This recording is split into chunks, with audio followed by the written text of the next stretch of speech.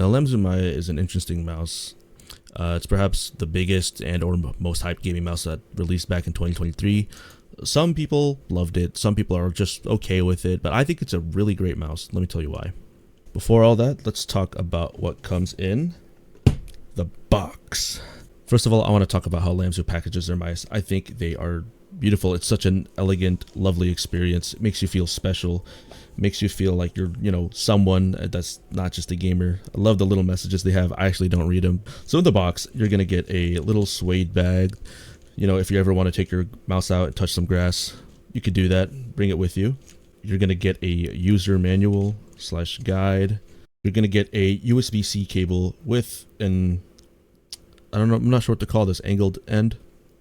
And it also matches your mouse, which I think is a neat little detail. You're going to get some BTL style grips, which I've already applied to the mouse. You're going to get a little protector for the bottom side of your mouse. You're going to get some skates. You can see the ones I've applied right here, and you get a little extra. You're going to get your dongle adapter, which I think is beautiful. Look at how that shines in the light. And then you're going to get the teeny little dongle. So, first of all, this mouse is coming in at about 46.2 grams. And for something so light, this is incredibly well built. I could death grip this, stubby grip it. I could squeeze it and it's not going to flex. It's not going to rattle. I could toss it around. I could get angry. I could throw it at my wall and I wouldn't be worried. This thing is solid.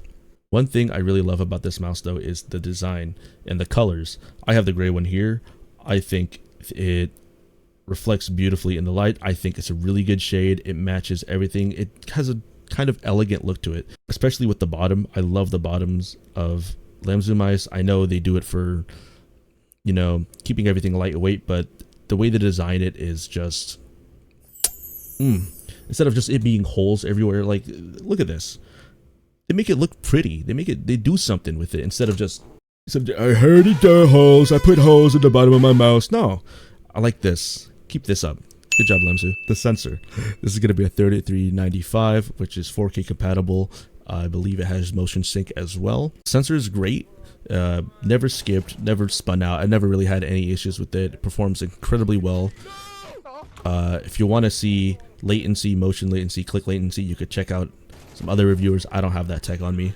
You're going to want to use the software when you get this though, because the debounce time for the clicks out of the box is about, I think, like 8 milliseconds.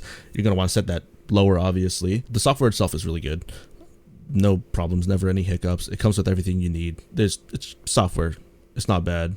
The mouse is only going to come with a 1K dongle, but it is 4K compatible. This is the dongle I took from my LAMZU Atlantis Mini Pro or Mini 4K. I didn't want to buy the standalone dongle because, look at that thing. Some people like it. I don't think it's for me. I prefer the clean look. I like how these pair. These look really nice together. If they did this, but translucent, like this, that smoky quartz, smoky black. Ooh, I'll be all over that. So the skates on these things, I think are absolutely phenomenal, especially when it comes to just like skates out of the box. A lot of companies come with like these dyed skates. I think this might be 100% PTFE or pretty close to it, but they glide incredibly well, feel very consistent, feel very smooth. I love it on any surface, glass, cloth, hybrid pads, whatever you name it. Solid. I'm not sure if this is raw plastic or if it's painted or just some special material, but the texture is absolutely fantastic. It's very grippy. I have really sweaty hands. I've never had an issue with it, but I did try the grip tapes just because I wanted to be a little safe and see how they performed, which they also did really well. The clicks on this mouse are very nice. Ooh, very nice. Very snappy. It's going to come with Wano Blue Shell pink dots. There is a little bit of pre-travel before you click right there, and there's going to be a ton of post-travel. It's not that bad. You don't really notice it in the moment. The side clicks are going to be nice. There is little to no wobble. Little bit of pre-travel, but almost no almost no post-travel. You're going to be pretty good on these. I love how big they are, especially too. Most companies got to make bigger side buttons. The fatter they are, the better. I love these. The scroll wheel is going to come with a silver TTC encoder. It feels pretty much right down the middle in terms of tactility. It's very good, very solid, very crisp. But one thing about it though is the little rubber wheel they use on the mouse here. This might just be on my unit, I'm not sure. Texture is fine, texture is great. It's when you click on it, the rubber itself has a little bit of give, so it squishes. There's like a little bit of a cushioning feeling to it. It's a little weird at first. Doesn't really bother me at all. I've used to it. I kind of like it, in fact.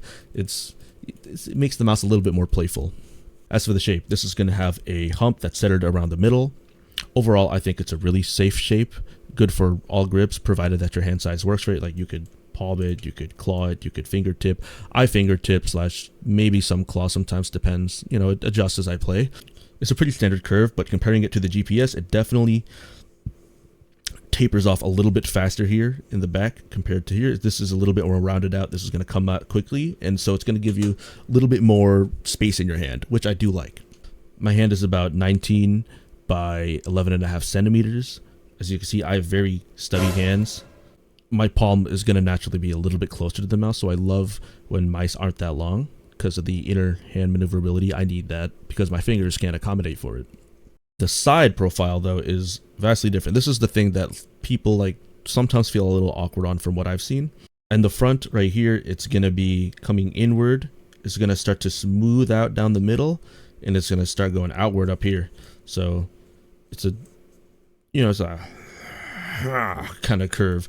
It feels nice in the thumb. I could see how it feels a little awkward. It feels a little weird. I think when I first used the mouse, I definitely noticed it, but now it doesn't bother me. I don't think it bothers me at all. I don't feel like it's a problem.